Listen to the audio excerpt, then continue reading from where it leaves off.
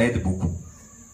Lorsque tu gardes beaucoup de choses dans le cœur, tu as comme des choses que tu gardes dans le cœur comme ça, tu rumines, tu vas te faire du mal toi-même. Peut-être que lui là, il s'en fout, il ne s'occupe même pas de ça. C'est d'appeler, de le faire asseoir et de pouvoir parler. C'est-à-dire que, viens un peu, je sens comme s'il y a, est-ce qu'il y a un problème, qu'est-ce que ne va pas? Et il te parle, et c'est bon. La communication, que ce soit dans le couple, dans les amitiés, dans les relations humaines, même dans une organisation, quand la communication n'est plus là, vous allez laisser, il y aura beaucoup des non-dits, des sous-entendus, beaucoup d'interprétations des silences, et ça va être compliqué. Donc il faut avoir le courage d'appeler son fils et de parler avec lui si vous vous rendez compte qu'il devient rebelle. Dire, ah, voilà ça, qu'est-ce que tu en penses? Et voilà. Donc, c'est un peu ça. Là, c'est dans le cadre d'un fils qui est rebelle. Mais sinon, si c'était dans le cadre, par exemple, d'un fils, bon, il y a beaucoup de rébellions, hein. Celui qui est toujours là, on sait comment le gérer. Mais, chaque fois qu'il commence à avoir une rébellion, la rébellion qui devient sérieuse, il faut faire attention. Ce n'est pas un rebelle, mais c'est l'esprit de la rébellion qui entre dans le groupe. J'ai remarqué ça, chaque fois qu'il y a un qui s'est rébellé, qui est mal parti, qui est mal sorti, même si c'est quelqu'un qui n'a pas d'importance dans l'église, commence à faire attention. À Lubumbashi, ça par exemple commençait comme ça. C'était un papa qui était à l'église, il jurait en mon nom. Le papa là, il jurait en mon nom. Il était branlamiste, il avait fermé son église pour venir à la porte des cieux. Il jurait en mon nom, genre que moi c'est le prophète ou pas, je vais mourir, c'était... Faites attention, personne un peu surzélée. Hein? Quand quelqu'un, le pasteur Hollande Dalo dit que les gens déséquilibrés, soit ils rient un peu trop. Hein? Vous savez, quelqu'un... il ne sait pas se contrôler ni dans le bien ni dans le mal. Ils ont un petit... il faut toujours faire attention des gens comme ça. Ok? Donc, et le papa finalement, il est venu. On était bien avec lui, il était là, il travaillait, il a disposé sa maison, il donnait l'argent, sa voiture, il me suivait partout. Donc, lui, le prophète Joël, vraiment, il va mourir. Mais c'est la première personne qui est partie qui a commencé à mal influencer les gens. Et surtout les personnes qui viennent de loin, qui sont venues, qui sont avec toi. Il faut toujours faire attention. Ok? Ça dépend de comment Dieu a conduit chacun. Nous, ce n'est venu de quelque part. Mais il y en a plusieurs dont les motivations ne sont pas bonnes. Plusieurs. Alors, quand il est parti, je me disais, bon, il est parti, c'est pas grave. Mais je ne savais pas qu'il commençait à chatter avec des gens parce que le groupe a déjà été formé. Même s'il est parti, le numéro de téléphone reste. Il faut faire très attention. Quand un rebelle s'élève dans l'église, que ce soit, il veut partir, il est parti, il est encore là. Quand quelqu'un devient rebelle, sache que les rebelles ne sont jamais seuls. Ils inspirent d'autres à la rébellion. Il se dit que lui, il peut parler comme il veut du père. Et l'autre se dit, bon, comme lui, il est proche de papa, il parle comme ça, moi aussi, je peux me permettre de parler comme ça. Et c'est parti. Quand un rebelle se manifeste dans un groupe ou dans l'église, c'est un prédicateur, un jeune, un papa, une maman, sachez qu'il y a l'esprit de rébellion. Et il faut couper ça rapidement. Rapidement. Et quand tu es leader, il ne faut jamais sous-estimer ce que tu ressens. La majeure partie des fois, par expérience, hein, chaque fois qu'un rebelle voulait se manifester, et je le voyais, je le sentais, mais je ne croyais pas en mon instinct. Je ne croyais pas au témoignage de l'esprit. Et moi, je me disais que non, j'aime tellement les gens que je le soupçonne du mal. Et pourtant, ce n'était pas le soupçon. C'était vraiment...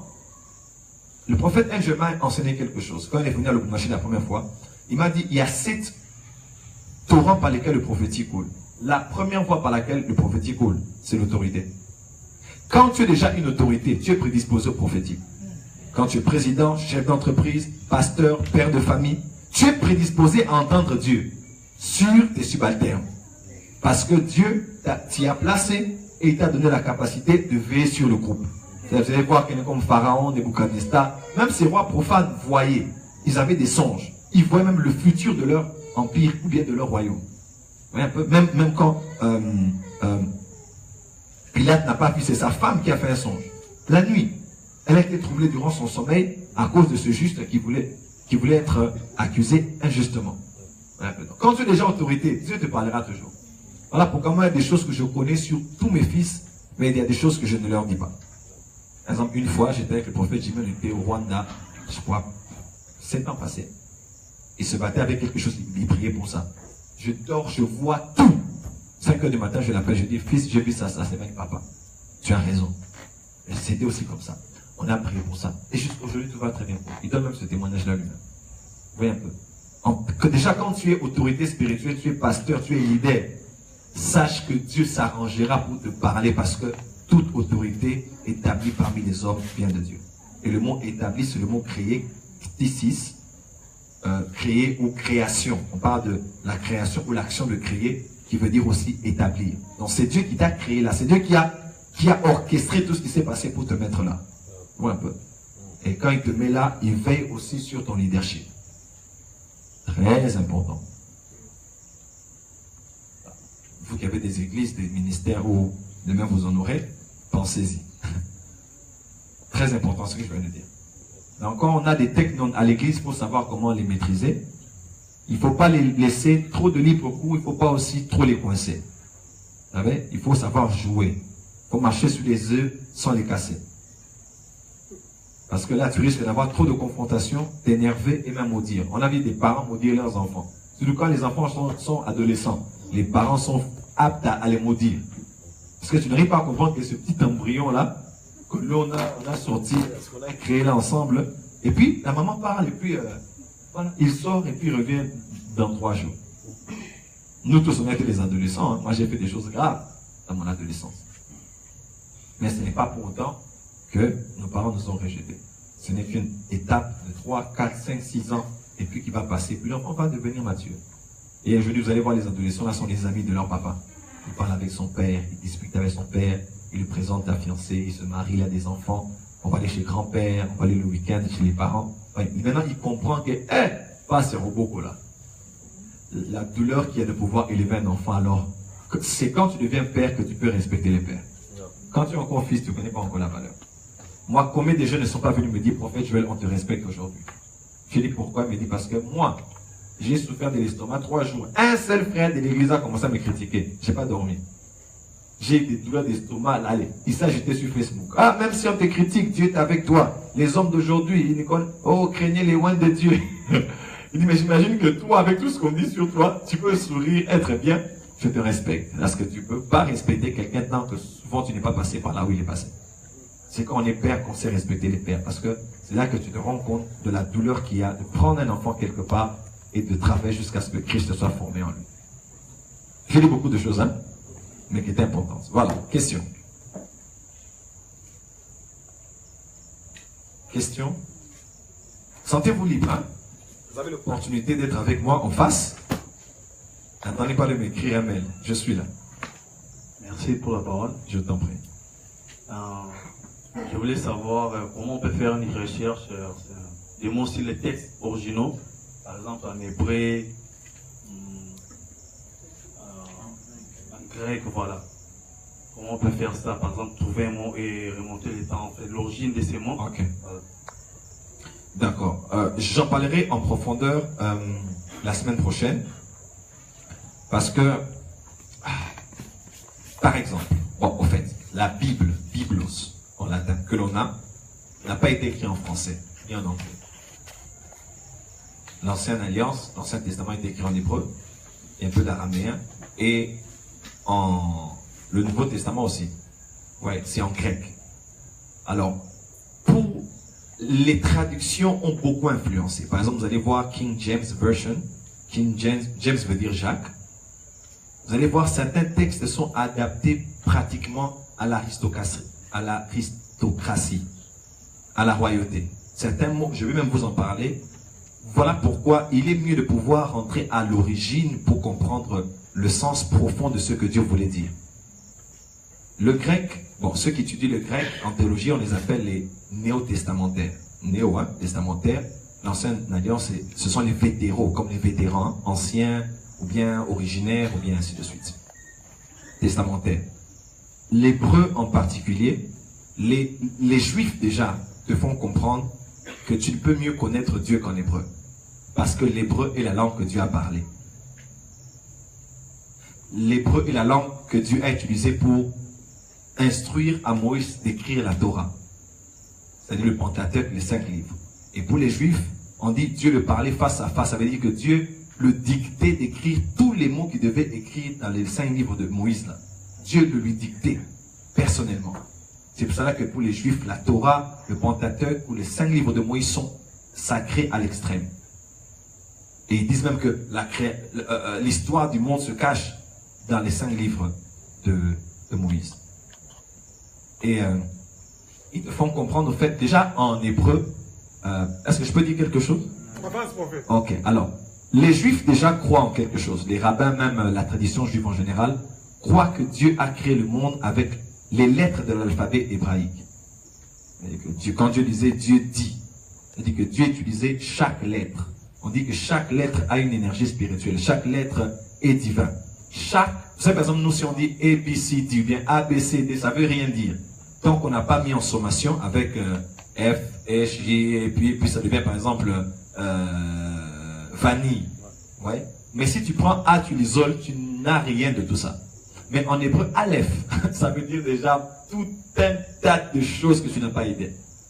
Si tu veux juste, je peux prêcher un message seulement sur Aleph. Mon thème, c'est seulement Aleph, Bet, Gimel. Vous voyez un peu?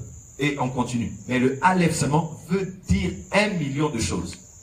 C'est pour ça qu'il y a un juif, quand tu vois les juifs, tu vois, faire les interprétations, des fois tu vas croire qu'ils disent un peu trop d'extrémisme, ils ont un peu trop, ils poussent un peu trop, ils poussent pas un peu trop. Ils ont trop de choses, parce qu'une lettre en hébreu est interprétée, 1, par le son, 2, par la forme, Ausshift, 3, ce qu'on appelle les pictographies, c'est-à-dire l'image. Chaque lettre a une image. Ok? Chaque lettre a une image. Par exemple, Tav, la dernière lettre de l'alphabet hébraïque, a la forme de la croix. C'était une marque ou la forme de la croix. C'est cette même marque qu'on voit dans Ézéchiel quand on dit qu'il y avait des anges qui ont demandé de mettre une marque. Vous voyez un peu? Et même qu'on parle de la croix, c'est Tav, au fait. Donc chaque lettre a une image, chaque lettre a un son qui peut nous donner une interprétation. Chaque lettre aussi a une valeur numérique. Et là, on entre maintenant dans la numérologie. Et chez les Grecs et même les Hébreux, chaque lettre a une valeur numérique. Par exemple, Aleph c'est 1, Beth c'est 2, ainsi de suite, jusqu'à la fin. Jusqu'à la 20e, jusqu'au 21, là, ça change directement. Pardon, jusqu'à 10. À partir de 11, ça change. Vous allez voir, c'est 20, ou bien c'est 30, ou bien c'est ainsi de suite. Alors, si on ne parle que de la numérologie, chaque lettre là a une valeur numérique. Le nombre en hébreu, ça veut dire beaucoup de choses. Donc tu peux prêcher un message en interprétant un seul mot. Par exemple, Abba. Abba, comme Abba. Abba, ça veut dire trop de choses. Si j'explique Abba, je prends chaque lettre et puis leur image qu'elle représente, c'est déjà une prédication. Sans même que je touche les chiffres. Ils voient un peu. Et si je touche maintenant la valeur numérique, c'est autre chose. Alors, voilà pourquoi la semaine prochaine, mardi, je vais commencer par là. Je vais maintenant vous montrer comment entrer en hébreu. L'importance d'apprendre l'hébreu. Là, c'est pas un cours d'hébreu de la première à la dernière, les lettres, les shéwal et tout ça. Non, non. Je vais vous donner des bases qui vont vous donner l'envie d'apprendre les mots dans leur contexte étymologique.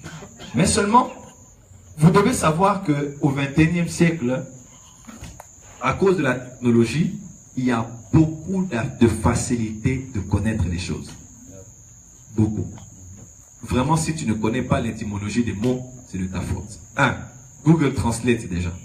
Dès que tu as Google, tu tapes juste un mot, sur la barre de recherche, tu peux taper par exemple création. Et tu tapes étymologie. Nous avons tous des internets ici. L'internet est à bien utiliser. Ne passez pas votre temps sur Instagram, sur les WhatsApp pour rien. Tu peux être un savant juste en te formant là. Tu tapes juste création, étymologie.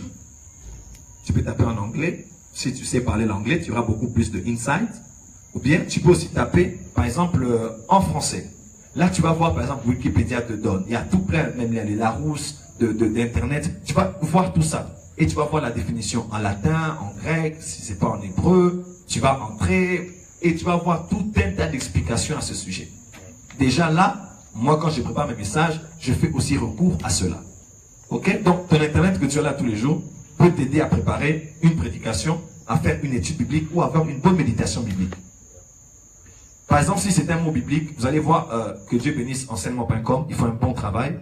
La plupart des liens qu'on vous donnera directement pour un mot en étymologie, ça va donner le lien dans enseignement.com. Et enseignement.com, dès que tu entres, tu vas voir, on te donne avec l'explication de Strong. Strong, c'est ce qu'on utilise beaucoup pour parler en grec ou en hébreu par rapport aux étymologies. Et c'est très facile. Tu tapes enseignement.com par exemple, enseigne-moi.com. Vous me suivez? Enseigne-moi.com, tu tapes par exemple fils. Fils, on te montre que c'est Pouillos, on te donne des définitions et on te donne tous les versets dans la Bible où ça se retrouve. Donc des fois quand nous prêchons comme ça, c'est pas des révélations, non, c'est des études. Et moi je suis pas le genre de père qui fait des recherches. Vous savez, comme certains pères faisaient, nous on a un repas spécial pour papa et maman. Mais les enfants mangent notre repas. Non, non, moi je ne suis pas comme ça. Tous mes fils ont accès à tous mes livres. Tous mes fils ont accès à toutes mes recherches. L'important c'est l'utilité que tu en feras. Et la lumière que tu auras dans cela. Mais être un père qui cache des choses comme quoi l'enfant va me dépasser, c'est être sorcier. Parce que le souhait d'un père derrière, c'est de voir que son fils fait plus que lui. Jésus n'a pas été dans la sécurité de dire que ceux qui vont croire en moi vont faire ce que j'ai fait et vont faire plus. Le leadership nous élève les autres beaucoup plus haut que nous. Amen. Quand quelqu'un est court de taille et qui parle avec quelqu'un qui est grand de taille, il fera tout pour le ramener à son niveau. Voilà pourquoi les personnes courtes d'esprit font toujours tout pour abaisser les gens à leur niveau. Quand quelqu'un est grand de taille et qui parle avec quelqu'un qui est court de taille, il va tout faire pour me mettre une table afin que la personne... Pourquoi? Parce que les personnes qui sont élevées en esprit savent faire monter les autres. Quand tu vois quelqu'un qui aime rabaisser les autres, ça veut dire qu'il est court. Il veut parler avec... face à face, voilà pourquoi il ne supporte pas que quelqu'un... Quelqu'un peut dire Amen. Quand tu vois quelqu'un qui élève les gens, c'est un grand. Quand tu vois quelqu'un qui abaisse les gens pour les parler, c'est-à-dire que c'est un homme petit d'esprit. Il n'ira pas loin. C'est un petit monsieur. Il peut avoir des vestes, des maisons, c'est un petit monsieur. Les grands messieurs élèvent les gens. Parce que le vrai leadership travaille pour que ceux qui viennent après fassent plus que ceux qui ont été avant. Quelqu'un m'entend? Donc voilà pourquoi je vous donne l'accès à cela. Ça, c'est des choses très simples. Alors, à part ça maintenant, à part tout ce qu'on a comme écrit, hein, vous allez voir dans plusieurs maisons de la Bible, comme Gracien qui est en Afrique du Sud, là c'est plus facile d'ailleurs.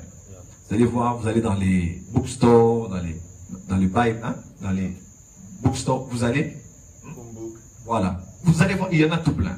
Moi quand je suis là-bas, je me régale. Dans l'une de mes destinations pour ça à Djobourg, on va toujours là-bas avec un frère qui s'appelle Paul. On arrive là, et derrière il se moquait de moi, il se dit, ah le prophète quand il a l'argent, c'est toujours, tu sais moi je suis un historien. Alors je pense que Gracien se rappelle, il dit toujours, il dit, ah, le prophète, il ne faut pas blaguer. Quand il a l'argent, il faut le discipliner. Parce qu'il va toujours te dire, tu sais, je suis un historien, je dois l'acheter des choses. Alors quand tu arrives là, tu vas avoir des dictionnaires bibliques, concordances bibliques, commentaires bibliques. Et gloire à Dieu, parce qu'aujourd'hui, il y a la technologie, il y a des logiciels et il y a des applications. Par exemple, je vais en parler en profondeur. Hein. Par exemple, ça ce n'est que sur ma tablette par exemple. Bon, moi comme j'utilise l'anglais en général. Voilà. Est-ce que vous êtes avec moi? Amen. Par exemple là j'ai Excel pour lire mes notes. Là j'ai Bible. Bible with Strongs. C'est rose. J'ai téléchargé ça sur Apple, sur Google Play Store. Ok? Dès que tu ouvres comme ça, tu as tout un tas de choses. Holy Bible, tu vois là? Il y a A, B, C, D, E, F, G, H, I. Tu vois ça? Il y a toutes les lettres de l'alphabet ici.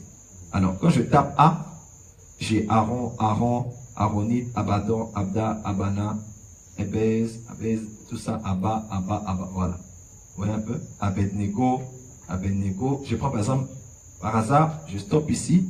Je vois quoi le mot? Par exemple, ça c'est en anglais, hein, parce qu'il y a aussi le français. En anglais, par exemple, je vois ici, on a mis... je vais taper angel. Ok? Ok.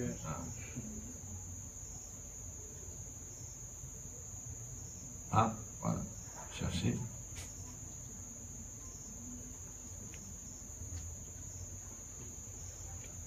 Angel. 201 fois. Angels. Ok? Angel.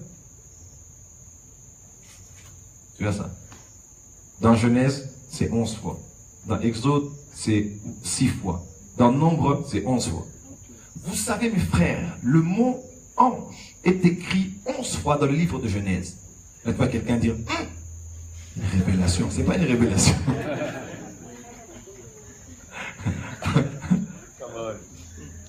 Dans l'Ancien Testament, c'est écrit par exemple 74 fois. Quelqu'un dit, oh, il a eu le temps de lire tout ça. Oh mon Dieu, mon roi, quelle dimension? Pas de dimension là. C'est juste question d'étude. Ouais. Ouais. Et là, ça donne le poids à ton message. Même quand tu es devant des personnes qui ont fait l'école biblique ou qui sont théologiens, à part le charismatique des prières en langue que tu fais, ils savent sentir que tu es quelqu'un qui a étudié et que tu es conscient et que tu as bien préparé ce que tu exposes. Tu n'es pas là pour des choses éparpillées, tu es là pour des choses profondes. Alors là, tu as par exemple partout où on écrit angel, angel, angel. Alors comme c'est avec strong, strong lit chaque mot avec des chiffres. Là par exemple j'ai angel, après c'est H, 4, 3, 9, 7. Quand je tape, j'ai la définition. Donc j'ai malak. Ok? On a le mot en hébreu, transliteration, malak, pronunciation, on te donne definition from a used root meaning to dispatch or a deputy. Donc un député. Oh, tu vois, quand tu vas taper maintenant un ange, c'est un député en hébreu. On va dire, mais cet homme, il est terrible. C'est simple, c'est juste là. Ok? Messenger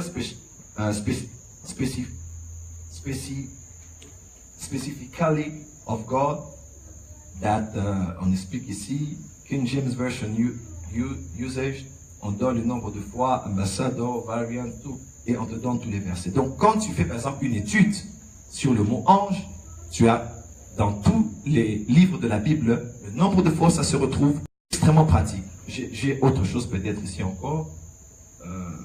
Est-ce que j'ai quelque chose? J'ai le dictionnaire ici, c'est pareil aussi. Ouais, c'est pareil. Là maintenant c'est avec définition. C'est simple. Et c'est des applications que vous avez dans vos téléphones. Mais des fois vous ne faites pas bon usage d'internet que vous avez. Voyez un peu. Donc il y a ça.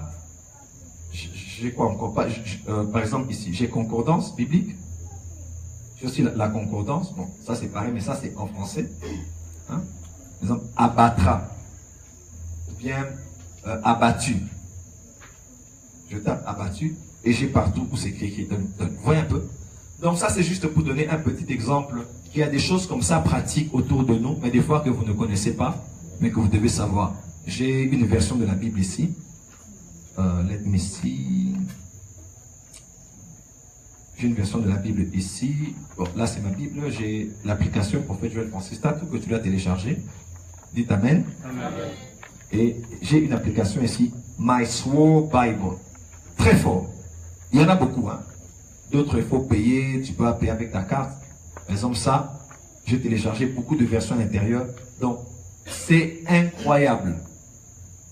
Tu as les chapitres, pardon, tu as les mots, tu as les concordances, le dictionnaire. Tu as plusieurs versions. Donc, tu peux ouvrir plusieurs versions à la fois et tu vois ce que le verset dit dans plusieurs. Donc, tu as tout un tas de choses pour connaître et étudier la parole de Dieu ici. Donc, l'avantage avec le 21e siècle, c'est que on n'est pas seulement avec le papier et aller chercher des références à côté. J. Non. Là, c'est très facile. Avec ton téléphone, tu peux faire une très bonne étude. Amen, amen. Amen. Voilà, donc juste pour te donner quelques astuces parmi lesquelles c'est très aisé. Aujourd'hui, on a dans les librairies chrétiennes, tu peux acheter dans les logiciels, tu peux télécharger sur YouTube, n'en parlons même pas. Il y a des cours en hébreu. Il y a des cours en hébreu. Donc, ne passez pas votre temps sur Internet pour mater les cuisses des femmes. Les frères, soyez sur Internet pour apprendre. Il y a tout sur Google. Tout. Par exemple, tu peux étudier le mot, par exemple, connaître l'hébreu. Tu tapes connaître l'hébreu PDF, par exemple. Ça va te sortir au moins ce que les gens ont déjà écrit en PDF. Tu télécharges et tu étudies. Donc, maximise les mégas que tu as, les gigas que tu as pour étudier, pour te former.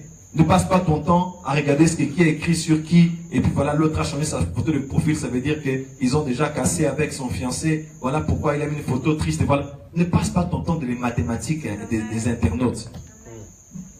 Regarde même sur WhatsApp, il a mis la photo noire. Oh Jésus-Christ, ils se sont séparés. Arrêtez de faire des mathématiques sur Internet pour rien. Étudiez la Bible. Formez-vous. grandissez. Et moi, c'est tout ce que je fais tous les jours. À part d'autres voies par lesquelles nous avons aussi de pouvoir connaître, avoir l'information. Ok? Voilà. Mais je reviens sur ça la semaine prochaine. Je vais aller en profondeur. Ma fille, emmènez le micro.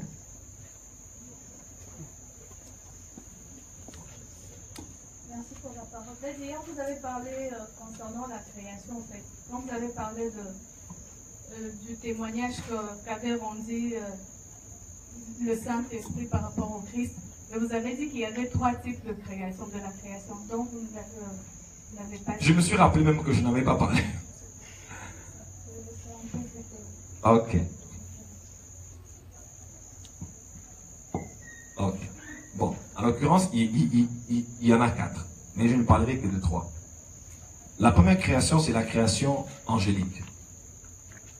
Celle qui a été créée avant l'homme. Lorsque Dieu a créé les anges. Vous allez voir des références même dans Job. Dieu les nommait, Dieu les appelait les étoiles du matin. Les étoiles. Dieu a créé les anges avant de créer les hommes. Il y a une création qu'on appelle la création angélique. Ok? Deuxième, il y a la création adamique. Et là, c'est quand Dieu a créé l'homme. Même après avoir détruit dans le déluge, vous allez voir, Dieu a quand même laissé à l'homme, quand Noé et ses fils sont sortis de l'arche, Dieu les a dit, multipliez-vous. Il les a tout dit, sauf dominer. Il les a redit exactement ce qu'il avait dit à Adam, mais il n'a pas mis la domination. À cause du péché. Il a dit, multipliez, remplissez la terre. Parce qu'il devait encore remplir, repeupler la terre. Parce que la création adamique était détruite à part ces 8 personnes qui étaient sorties de l'arche. Parce que le 8 est le chiffre du nouveau commencement. Ok? Alors, et il y a ce qu'on appelle la nouvelle création. Amen. Si quelqu'un est en Christ, il est une nouvelle création. D'ici, les choses anciennes sont passées, et voici toutes choses sont devenues nouvelles. Mais nous savons aussi que nous ne serons pas créés une autre fois. Notre corps va seulement revêtir l'incorruptible, et un jour, le jour vient où Dieu va rouler les cieux et la terre comme on roule un parchemin. Alors il y aura des nouveaux cieux et il y aura une nouvelle terre.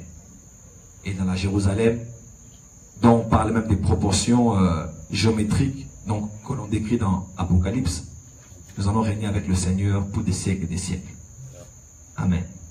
Donc voilà un peu les 3 types de création, y compris aussi la toute dernière où nous allons être avec le Seigneur. Voilà. Question? Vous avez l'opportunité de poser des questions, donc profitez-en. Non, non, tu poses encore. Okay. Non, attends d'abord, il y a des gens qui peuvent. Quelqu'un d'autre? On peut donner la parole. Merci pour la parole. Je voulais savoir comment interpréter... Présentez-vous, s'il vous plaît. Je m'appelle Trésor.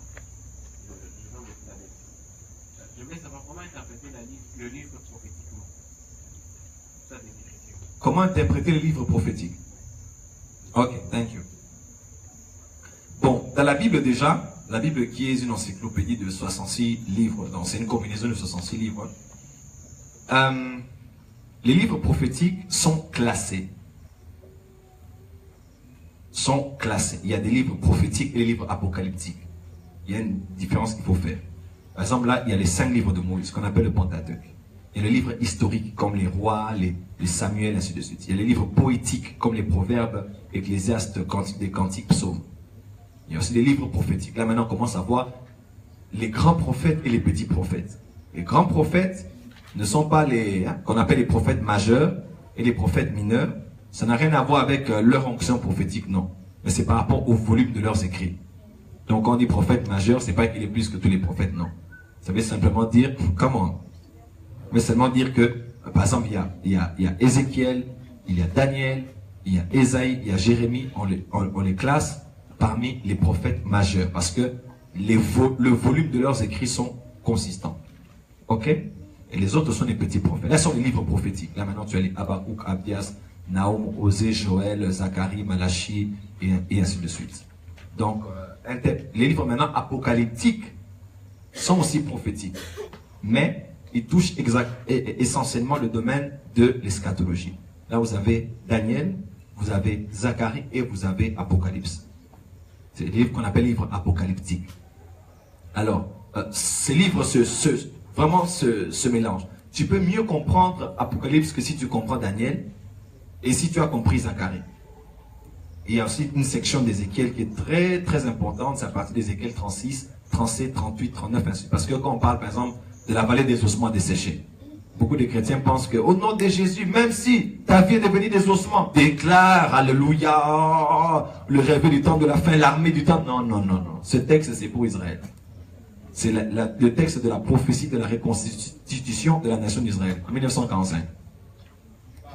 Les disséminés qu'ils étaient épapés dans le monde entier, les paroles des prophètes se sont accomplies et ils sont revenus dans leur terre, ils sont devenus une grande armée.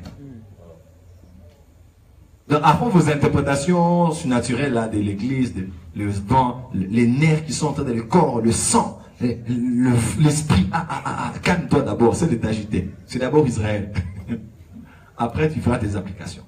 Alors, comment on interprète les livres prophétiques? C'est-à-dire, il faut d'abord les lire, comprendre le contexte, comprendre la période, comprendre on s'adressait à qui, comprendre. Quand tu veux lire les prophéties, pour mieux le comprendre, il faut comprendre tout le contexte. C'est-à-dire que quel est le roi qui régnait, quel genre de gouvernement il y avait. Là, tu sais voir pourquoi. Certainement, c'est à cause de cette manière que le prophète parlait. Parce que le leadership était peut-être perverti, la corruption, l'idolâtrie. Il faut faire une étude du contexte. Pour mieux comprendre un texte, étudier le contexte. C'est en quelle période, le Rome qu'il y avait avant ou après, parce que les livres prophétiques sont en général il y a toujours un prophète et un roi, quelque part. Ok? Alors tu dis le roi, celui qui est venu avant, celui qui était venu après. Tu étudies, tu vois, par exemple, quand tu lis Ésaïe, c'est un livre prophétique. Tu vois, par exemple, l'histoire de Ézéchias. Ézéchias qui a demandé à Dieu tout ça de le donner. Hein, pourquoi Dieu tout ça? Et puis le prophète Ésaïe est revenu, il a donné 15 ans. Après, tu te rends compte que c'était bien. Mais, parce qu'on avait donné 15 ans, les 15 ans là ont été les 15 ans où il a eu un enfant qui s'appelait Manassé, qui a amené l'idolâtrie dans la nation. Donc il y a des choses, quand Dieu te dit c'est fini, c'est fini. Quand tu forces la main de Dieu, il peut permettre quelque chose, mais tu ne sais pas le mal qui peut arriver demain. Tu vois par exemple? Donc il faut voir tout ça, il faut voir les rois qui sont venus après, les rois qui sont venus avant, il faut voir le contexte culturel, le contexte social qu'il y avait. Tu peux mieux interpréter ainsi. Et n'oubliez pas que c'est le Saint-Esprit qui nous éclaire et qui peut te donner une meilleure interprétation de ces choses. La Bible s'interprète par elle-même. Donc il faut faire des références. Par exemple, Ésaïe chapitre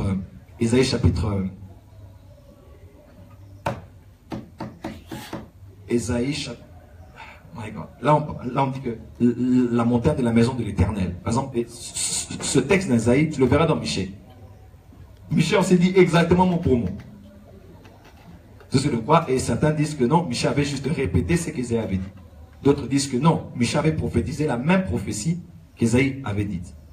Donc c'est important d'essayer de voir un peu le contexte dans lequel ces choses se passent. Tu pourras mieux interpréter. Ok? Est-ce que ça aide quelqu'un ici?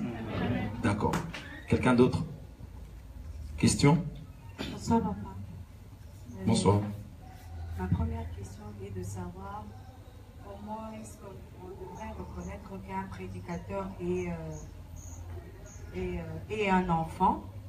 Et ma deuxième question, est-ce qu'il y a-t-il une formule d'inspiration pour un chrétien pour être inspiré? Y a-t-il une formule? La réponse est dans l'enseignement. J'ai dit l'inspiration vient par l'inspiration. Allô?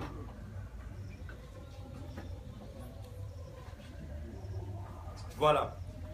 Je l'ai bien dit, l'inspiration a deux voies.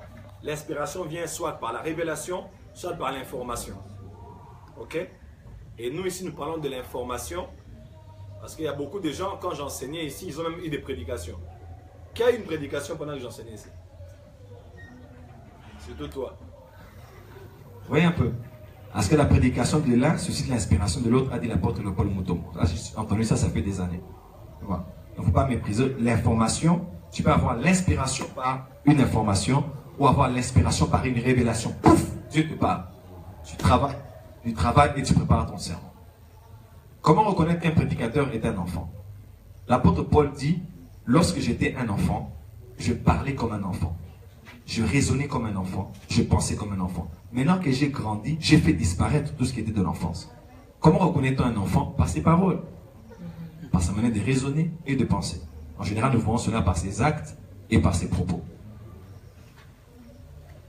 Et si tu rates cela vraiment sur la chair, comment tu le verras dans son vécu de tous les jours? Parce qu'il peut tout faire pour paraître très mature dans son sermon, mais vis avec lui tous les jours, marche avec lui, tu sauras s'il est mature ou pas. Donc on juge l'homme en fonction de ce qu'il a dans son cœur. Et c'est les pensées du cœur, on les connaît par les paroles, parce que c'est de l'abondance du cœur que la bouche parle. On mesure quelqu'un en fonction de ses paroles. C'est quand on écoute quelqu'un qu'on sait mesurer à quel niveau placer cette personne. Soit on apprend comme quelqu'un qui... Voilà. Ce qu'il y a de bien avec la prédication, c'est que par une prédication, tu peux pas seulement connaître le niveau de connaissance de la Bible de quelqu'un, mais le niveau de raisonnement de la personne. Tu sais voir comment la personne... Quand tu écoutes le Bishop Jakes, tu sais, écoute bien, quand tu es prédicateur, voilà. Je peux dire quelque chose? La meilleure manière d'être un bon prédicateur, c'est d'imiter un autre prédicateur. Tu n'as pas dit Amen. La meilleure manière d'être un bon prédicateur, c'est d'imiter un autre prédicateur. J'étais avec mon ami le pasteur Papi Chouakewa de la parole du salut de Paris. Ça fait des années qu'on était ici à Kinshasa. On réfléchissait un peu sur les styles de prédication. Vous allez voir, il y a plusieurs styles. Moi, j'étais dans plusieurs écoles, donc je vois plusieurs styles de prédication. J'ai étudié en missiologie. Là-bas, tu vois, la prédication est un exposé exégétique. Hein? J'étais au ministère international des Bora. Là-bas, ça sort seulement. Lisez la Bible. Et puis, une femme derrière prêchait un jour, elle a dit, Élisée, moi, c'est Kitoko. Élisée. Oh, Élisée. Atikinyo, solani, mo salanzambe.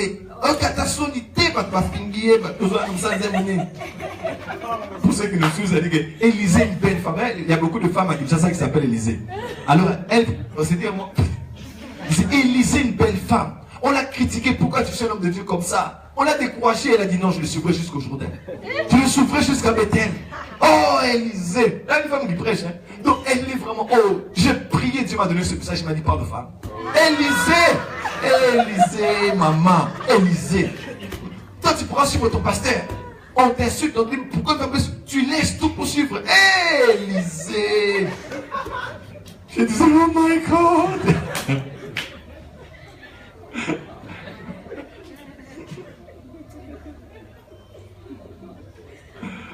Quand tu vois ça, tu peux déjà, tu dis, c'est... Donc c'est quelqu'un, parce que tu rates l'histoire d'Élisée, tu rates l'histoire d'Élie, donc tu rates déjà les prophètes, parce qu'Élie représente les prophètes, Moïse, la loi. Donc là, tu as péché contre toute la Bible. Même Élisée, c'est vraiment l'image de Jésus. Donc là, tu rates, you missed everything.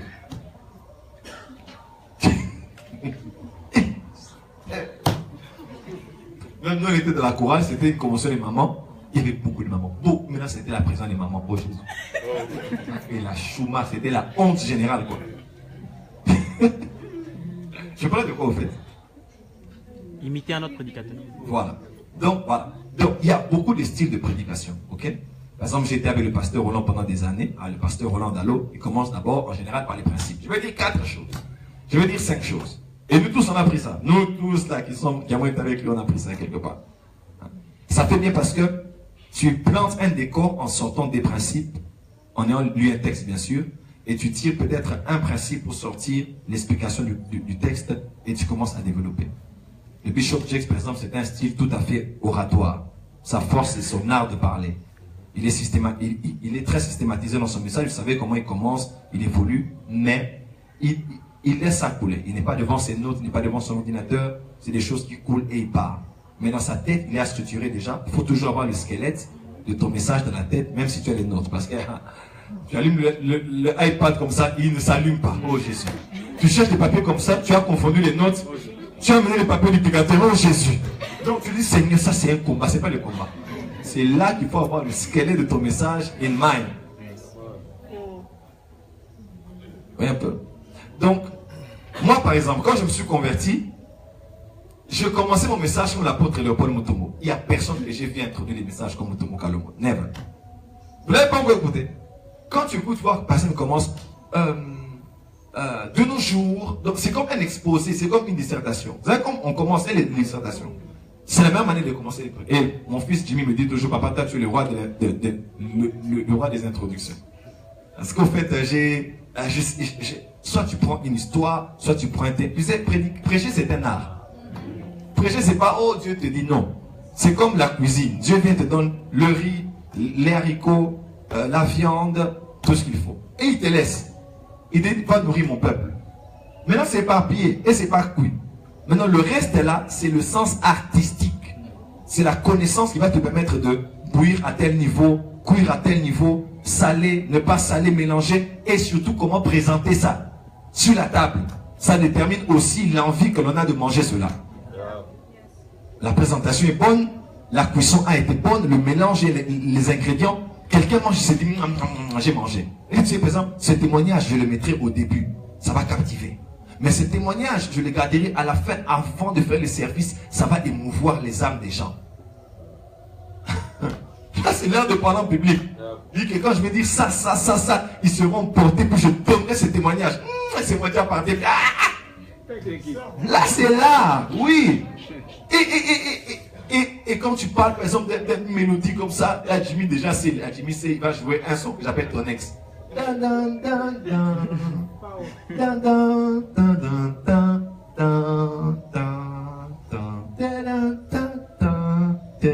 tu es comme ça. Mais frère, je suis passé par des temps difficiles. Mais tu m'as aidé. Celui qui... Là, c'est là. Oh, celui qui m'a aidé. Hey!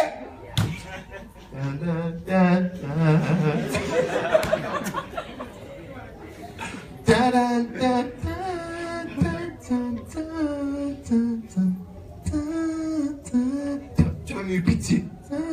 Le prophète a des problèmes. Quand tu lui dis, oh Jésus, oh mais le Seigneur, il a dit, je vous abandonnerai pas. Oh! Et tu donnes le témoignage. Et puis, là c'est l'art. Des fois on n'est pas poussé par l'esprit, des fois on est poussé par l'art, le sens artistique. Oui, c'est ça l'art. Écoutez, la prédication.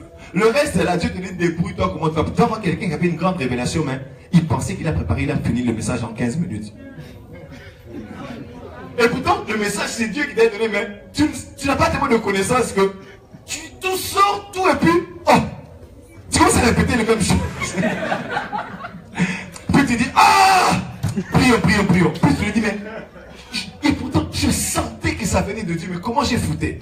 Là, voilà pourquoi c'est toi qui dois préparer le message. Tu dois prendre des heures, prendre le temps. Par exemple, là, j'irai en Côte d'Ivoire, je prépare ce que je dirai en Côte d'Ivoire.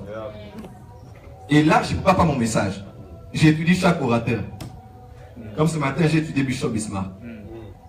Je le connais, mais j'ai étudié. Je serai devant des géants. Moi, si je suis géant à ma manière. Voilà. Oh, dites Amen bien. Voilà. On dit écrit à l'ange de l'église, pas à l'église. Donc je ne prêcherai pas d'abord à l'église, mais aux anges. Comment? Ah, tu vois, ça ce sont des... Je vous parle à cœur ouvert. Il faut savoir, voilà. Alors pour prêcher, imitez quelqu'un. La vie, écoutez, ne te complique pas la vie. On ne crée pas la roue. Ce qui est, c'est ce qui était, ce qui est, c'est ce qui sera. Il n'y a rien de nouveau sous le soleil. Trouve un style qui t'est convenable. Mélange même 2 ou 3 styles. Hein? Ne sois pas aussi trop plagiat. Hein? Mélange 1 ou 2 ou 3 styles. Et puis sors quelque chose qui... Des fois, ça vient avec le temps. Hein, que tu commences à trouver ton identité personnelle. Mais des fois, le style dépend aussi et des auditoires, et des thèmes, et des temps. Tu vois, une certaine période, quand tu veux que tu enseignes trop, tu ne feras pas comme tu faisais avant. Donc, ça dépend vraiment. Mais ceux qui t'identifient doivent t'identifier vraiment. Il faut que tu aies une structuration des messages. Moi, j'étudie les prédicateurs. Tous les prédicateurs que vous connaissez, je peux vous dire comment ils prêchent. Citez-moi un prédicateur. Pasteur Atoms, très illustratif, très allégorique. Et sa force, c'est dans son art oratoire. Dans son art oratoire, il n'est pas très décortiquer les Écritures. Il décortique, mais sa manière de parler, de transmettre et d'expliquer avec l'intelligence que Dieu l'a donnée, fait en sorte que le message est haut, le message est profond et le message est expliqué avec des mots, quelque chose de très compliqué mais qui devient tellement simple par des mots qu'il utilise. Tu te poses la question, comment j'aurais pas pu penser à ça? Citez le mot d'un prédicateur. Barakamukisho, voilà. Lui c'est le caterpillar. Donc c'est un texte, déclaration, affirmation, c'est beaucoup plus motivationnel. Motivationnel, déclaration, témoignage, c'est un peu du mélu-mélo, mais pour pousser les gens à la foi à recevoir leur miracle. Quel autre prédicateur? Espérance Makadi, lui c'est décortiquer les Écritures. Lui il est plus textuel. Il y a des prédicateurs qui sont textuels. C'est-à-dire qu'il prend un texte, il explique vraiment le texte en profondeur. Il peut sortir, mais il reste là dans son texte. Si vous remarquez bien. Quand on parle d'un texte, il reste, il va, par exemple, c'est le Nouveau Testament, il va faire sa référence dans l'Ancien Testament. Mais il va vous expliquer les versets, les mots, les personnages. Il est très textuel. Et les prédicateurs, comme le pasteur Hollande n'est pas très textuel. Il est textuel au départ, c'est plus la pensée, il met le texte et il explique. Mais par exemple, le pasteur Respect, il est textuel. Donc, lui, il reste là. Il déchiffre, il entre, il ouvre, tout ça. Ça, c'est son style à lui. Notre prédicateur. Non, vraiment, sentez-vous libre. Hein. On a l'école au ministère. Donc, on est en train de parler librement. Et... On a des prophètes Joël. Prophète Jogas, très motivationnel aussi. Donc, c'est le texte. C'est l'explication du texte et ce sont les explications du texte pour finir à un service. En général, c'est comme ça. C'est une pensée qu'il est en train de suivre, qui peut aller de gauche à droite, mais qui est toujours en train de continuer vers le même sens. Mais c'est très souvent textuel aussi. Domingo. Le pasteur Marcelo, il est plus dans les explications. Il ne déchiffre pas trop la Bible, mais sa force, c'est dans les illustrations. De ce côté-là, avec l'intelligence, dans leur famille, ils sont un peu intelligents, même son frère qui est à Cape Town. Donc, ils ont un peu de manière, ils sont un peu, même quand tu parles avec la personne, tu sens que la personne réfléchit un peu plus loin que là où vous êtes. Donc, il n'est pas très textuel. Genre, je prends un texte et je déchiffre le... Non. C'est un texte, c'est une pensée et puis ce sont des illustrations. Les illustrations font maintenant que vous comprenez un peu le message beaucoup plus avec le vécu, avec le quotidien. C'est vraiment beau. Vous remarquez, hein? C'est beaucoup plus ça.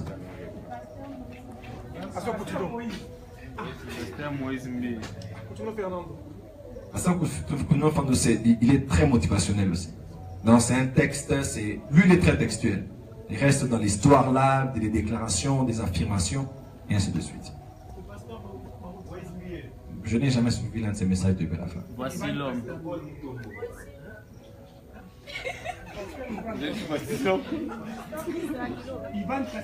Pasteur qui soit avec lui, mais il est textuel. Lui, c'est le texte. Et le pasteur Yvan Castanou, même le pasteur Don Yves, par exemple, le docteur Don Yves, ce sont des pasteurs qui prêchent beaucoup leurs études bibliques. Parce que ils ont une forte onction doctorale. Vous allez voir souvent, les docteurs enseignent beaucoup plus leurs études bibliques. Même le pasteur Yvan Castanou est comme ça. C'est beaucoup plus les choses dans lesquelles il a scruté dans la prière, dans la présence de Dieu. Il a étudié, il est resté là. Il vous explique des concepts, des pensées, des principes, mais à partir d'un texte qui a été approfondi. Ce que le pasteur Christ, lui, ne se presse même pas. Il peut rester là, il tourne seulement là. Il vous donne rarement des témoignages, il vous donne rarement des illustrations, il vous donne rarement des exemples, mais il est seulement textuel. Si tu ne l'aimes pas, tu vas vraiment t'ennuyer.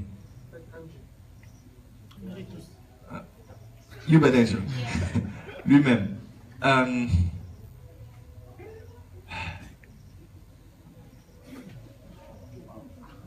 J'essaie de trouver. Mais il a l'un des styles que j'aime le plus. Surtout que les messages sur le monde spirituel ou les choses de l'esprit ne sont pas très faciles à prêcher. Alors, il est déjà intelligent, il est économiste de formation, il est homme d'affaires, entrepreneur, beaucoup de choses. Alors, c'est beaucoup des choses élevées qu'il applique avec le vécu qui font que les gens comprennent beaucoup. Parce que ces messages, c'est souvent des choses spirituelles. En général, c'est des choses qui sont un peu... C'est pas trop les mariages, les ceci, les cela. C'est beaucoup plus les choses de l'esprit. Et il faut manger pour l'écouter. Hein. Tu manges, tu bois, et puis tu te reposes, puis tu l'écoutes. Parce que des fois, il est tellement intelligent que des fois, il vous laisse dans les concepts. Maintenant, c'est à toi de réfléchir pour décortiquer. Les prophètes Bouchir. Par exemple, quelqu'un dont j'aime beaucoup le style, c'est le pasteur Chalo, de l'église Rama, de Cape Town. Un style extraordinaire, donc tu t'ennuies pas. C'est un sermon bien préparé, bien illustré et un art oratoire, une communication excellente. Le message est dans le temps, le message est respecté et très cultivé. Donc tu sens que c'est quelqu'un, quand tu écoutes le pasteur Chalo prêcher sur les finances, tu vas fouiller. Parce qu'il connaît ces choses-là, il te met des chiffres et tout ça. Il y a un autre homme de Dieu que j'aime écouter, c'est l'apôtre Guitoisa, de Zion de Kigali. Non. J'ai vraiment écouté un apôtre prêcher comme lui. Never. Et c'est surtout lui qui m'a donné l'envie de commencer à prêcher comme je prêche. C'est-à-dire de prêcher un message comme un professeur d'université.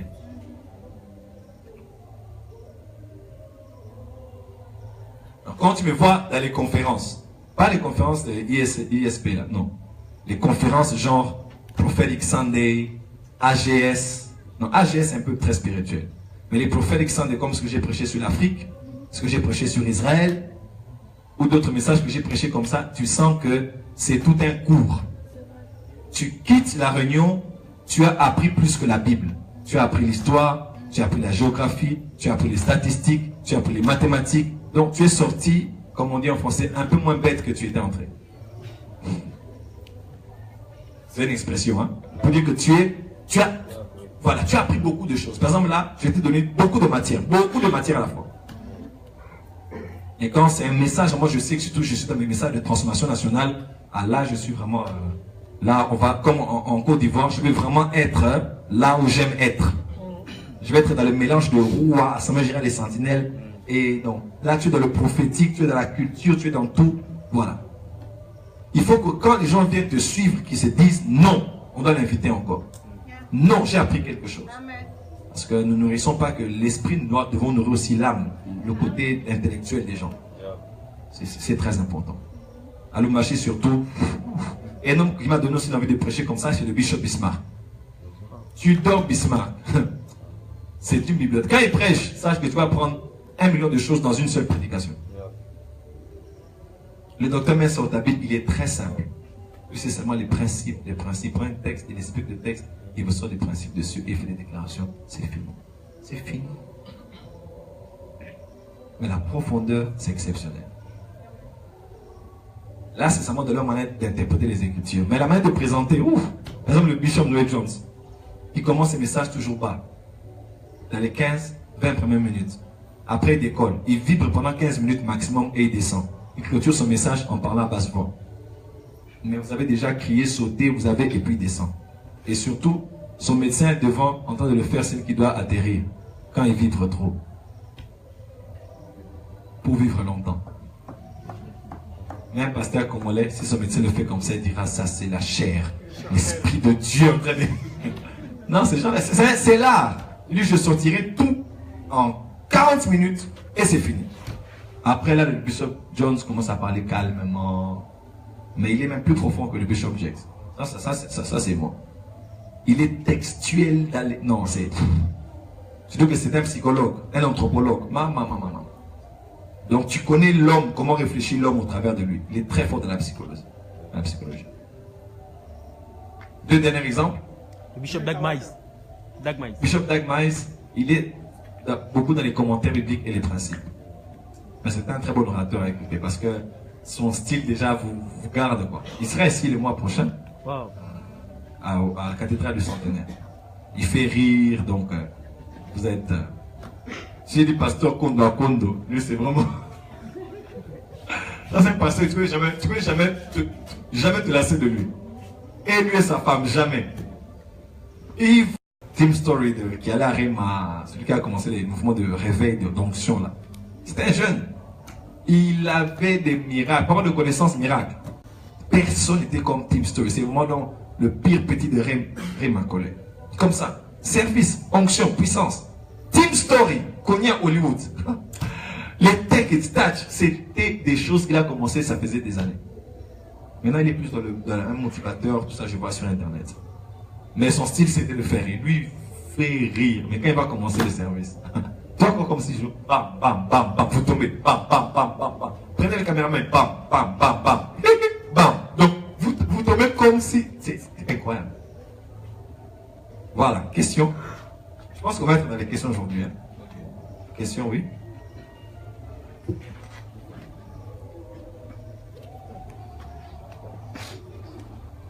Merci papa pour la parole.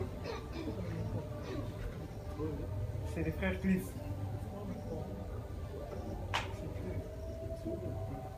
Est-ce qu'on peut acclamer le Seigneur pour ces questions d'abord?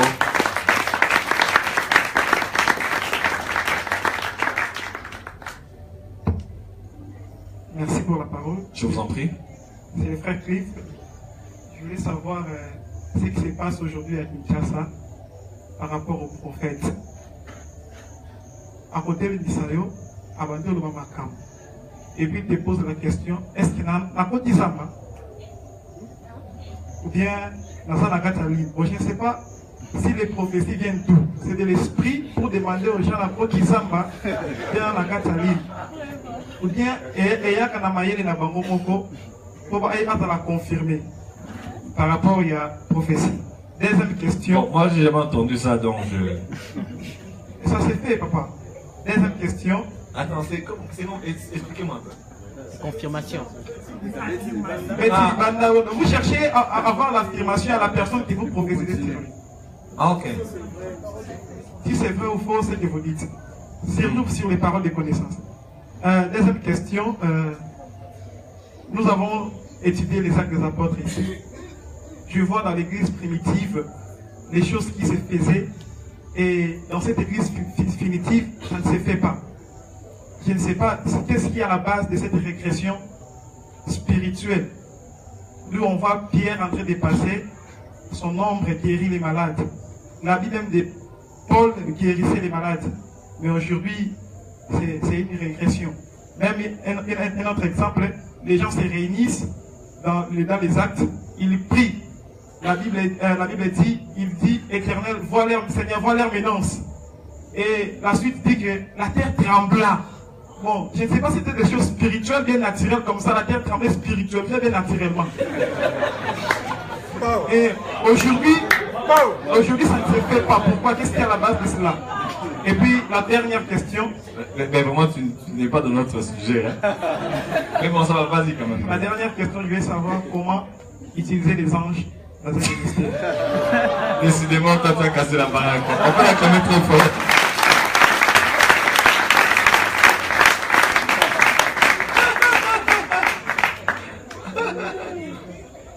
Bon, d'un côté, Azam. Bon, c'est-à-dire quand quelqu'un prophétise, il donne des prophéties personnelles et il te demande si c'est vrai ou faux. Ce n'est pas une mauvaise chose. Mais seulement quand vous posez la question, rassurez-vous que la personne est gentille envers vous si vous faites une erreur. Parce que les gens ils vont te dire non, je ne connais pas. Quelqu'un te dira oui, oui, c'est vrai. Tu vois même dans ces yeux qui cherchent, mais ils ne trouvent pas. Oui, oui, oui, oui, oui. Oui, oui. Là, tu dis oh, je vous avais dit oh. Et les gens qui vont te dire non, non, je ne connais pas. Dominique. Non, je ne connais pas Dominique. Bon. Rodrigue. Avec ik. Mamik. Patrick, tu vois ça, je vraiment, je connais pas. Mais il y a des gens qui mentent aussi. Et c'est là où l'onction prophétique commence à aller dans les détails pour montrer à la personne que tu es en train de mentir devant. C'est pas mauvais, c'est pour pas faire participer celui pour qui on prophétise à la prophétie et encourager la foi des gens de savoir que ce qui se dit est vrai et pousser même encore le prophétique à aller plus loin. Ça, c'est pas une mauvaise chose. C'est vrai que maintenant, tout le monde mélange un peu de tout dedans. Hein. Par exemple, que je fasse lire un peu. Quelque chose a été viral sur Internet. On a vu un prophète prophétiser le téléphone. Que je vous dise ce qui s'était passé au fait. Ce prophète-là, excusez-moi, c'est un vrai prophète. Seulement, il a emballé sa prophétie d'une manière très aventurière. Vous savez, quelqu'un va avoir une vraie parole de connaissance. C'est un peu comme nous le faisons tous ici. Vous voyez un peu? Par exemple, j'étais avec la sœur Sandra qui est à l'Ogosrema, elle vit au Canada. On me rappelle aujourd'hui qu'à la réunion du Saint-Esprit, je l'avais dit, Dieu me montre, il te donne une infinité de couleurs noires. Quelques jours après, effectivement, il a eu une infinité de couleurs noires. Il est parti à ma campagne. Infinitif de couleurs noires. Infinitif. Je l'ai dit à la réunion du Saint-Esprit. Ouais. Mais je peux aussi avoir ça, et pendant que je reçois le message, je fais hey! Allô? Hey! Oui, le ciel, qu'est-ce que tu dis? Ouais,